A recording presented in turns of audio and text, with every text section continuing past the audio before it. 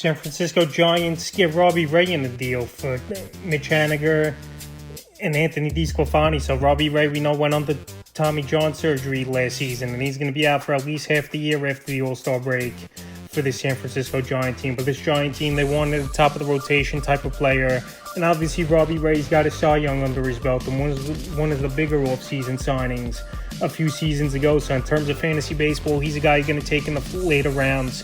Is Robbie Ray this season, entering your fantasy drafts and stash him on your roster, obviously, because he's going to miss the first half of the year. So 2022, 189 innings, 12-12 record, 212 Ks, 3.71 ERA, a 1.19 whip, and 18 quality starts. And last season, he only appeared in one game, 3 1/3, before he went out with the Tommy John injury. So right now, Robbie Ray, we know, is a high strikeout guy. Going to San Francisco, which is a good pitcher's ballpark, helps as well. Even though he's in a tougher division, going from the AL West to the NL West now, he's Robbie Ray. So right now is a later round flyer, 15th, 23rd round range Robbie Ray, just depending on your league mates, who they're going to take, and when they take injured players, that's where he's going to go. And I think it's a decent landing spot for him to go to San Francisco, where they wanted more top end of the rotation type of starters, and they get it with Ray if he could get back to form coming off of Tommy John. Now to Mitch Haniger, back with the Seattle Mariners after in free agency he left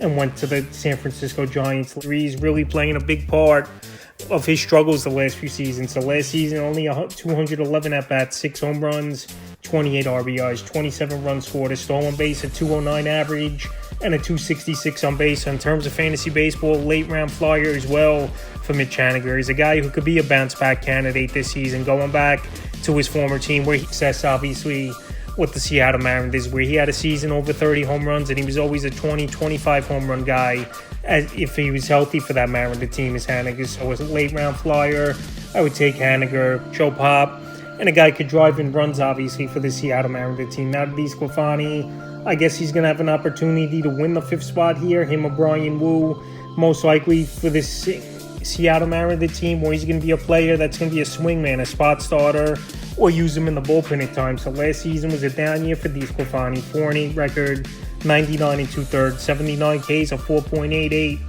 ERA, and a 1.25 whip with 8 quality starts. So right now, maybe a change of scenery will help DeSclafani, but he's another guy that you would take a late round flyer on, an 18th, 23rd round range, a back end of the rotation, possible pitcher for fantasy owners, a guy who can help you obviously eat some innings if they needed him. But like I said, we don't know if it's going to be him or Wu in the rotation as that 5th starter going into spring training, where I could definitely see DeSclafani being a swingman, like I mentioned. So Robbie Ray, coming off of Tommy John surgery, traded to the San Francisco Giants, with Mitch Haniger going back to Seattle, where he had the most success in his career, and Anthony DeSclafani. And we'll see if these guys turn things around, with all of them having struggling seasons last year, entering the 2024 season.